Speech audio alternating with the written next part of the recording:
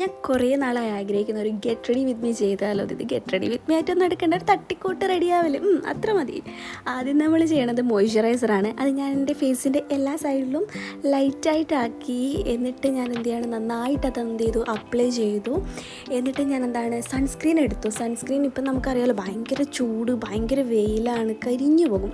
അത് സ്റ്റോപ്പ് ക്രീമും കൂടെ മിക്സ് ചെയ്തിട്ടാണ് ഞാൻ എന്ത് ചെയ്തത്, ഫേസിലേക്ക് അപ്ലൈ ചെയ്യണം. അപ്പോൾ നമുക്കൊരു ഗ്ലോ കിട്ടും. എനിക്ക് ഭയങ്കര ഇഷ്ടമാണ് ഒരു ഗ്ലോ. അപ്പോൾ ഞാൻ എന്ത് ചെയ്തു, നന്നായിട്ട് എന്ത് ചെയ്തു, എൻ്റെ ഫേസിലേക്ക് അത് അപ്ലൈ ചെയ്തു. നിങ്ങൾ നോക്കി ഇപ്പോൾ തന്നെ എൻ്റെ സ്കിന്നിലുണ്ടായ ചേഞ്ച്.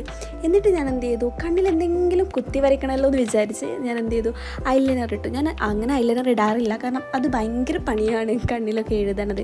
അപ്പോൾ പിന്നെ ഞാൻ എന്ത് ചെയ്തു, ബ്ലഷ് ഇട്ടു. ബ്ലഷ് ചുവന്ന് കിടക്കാൻ വേണ്ടിയിട്ടാണ്. ഓൾറെഡി കുറച്ച് ബ്ലഷ് നാച്ചുറൽ ഉണ്ട്, എന്നാലും കുറച്ച് ബ്ലഷ് കിടക്കട്ടെ.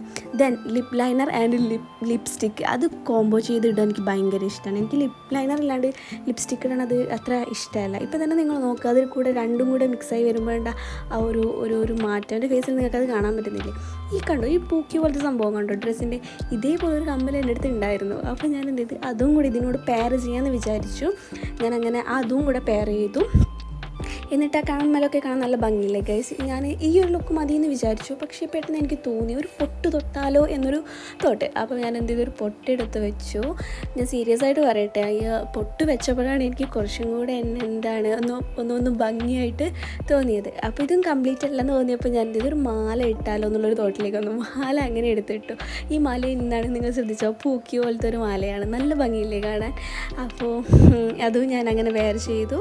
എനിക്ക് ഈ ഒരു ലുക്ക് എനിക്ക് ഭയങ്കരമായിട്ട് ഇഷ്ടമായി. ഞാൻ അങ്ങനെ ഓഫീസിലേക്ക് പോകാൻ വേണ്ടി റെഡിയായി. അപ്പം നമുക്ക് എന്തായാലും ഇങ്ങനത്തെ കുറച്ച് വീഡിയോസായിട്ട് പിന്നെയും കാണാം. ഓക്കെ, ശരി, ബൈ ബൈ.